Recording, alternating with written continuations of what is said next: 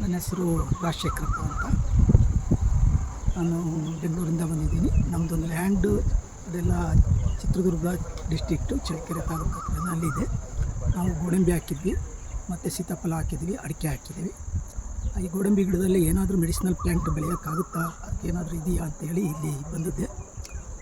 ಅದಕ್ಕೆ ಅದನ್ನ ಇನ್ನೂ ಒಂದು ಸ್ವಲ್ಪ ವಿಚಾರ ಮಾಡಿ ಅದನ್ನು ತಿಳ್ಕೊಂಡು ನಾವು ಮಾಡಬೇಕಂತ ಇದ್ದೀವಿ.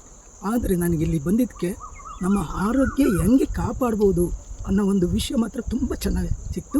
ಅದು ಟ್ರೈನಿಂಗ್ ಬಂದಾಗ ಮಹದೇವಪ್ಪನವರು ಸೊಪ್ಪಿನ ಬಗ್ಗೆ ತುಂಬ ಚೆನ್ನಾಗಿ ಹೇಳಿದರು. ನಾವು ಚೆನ್ನಾಗಿ ತಿಳ್ಕೊಂಡೆ ಅಂದರೆ ನಾವು ಮೆಡಿಸಿನ್ ತೊಗೊಳೋದೇ ಬೇಕಿಲ್ಲ, ಆ ಸೊಪ್ಪುಗಳೇ ನಮಗೆ ಮೆಡಿಸಿನ್ನು, ಆ ಸೊಪ್ಪೇ ನಮಗೆ ಆರೋಗ್ಯ. ಅದನ್ನು ನಾವು ಅರ್ಥ ಮಾಡಿಕೊಂಡು ಅದನ್ನ ತಿಳ್ಕೊಬೇಕು.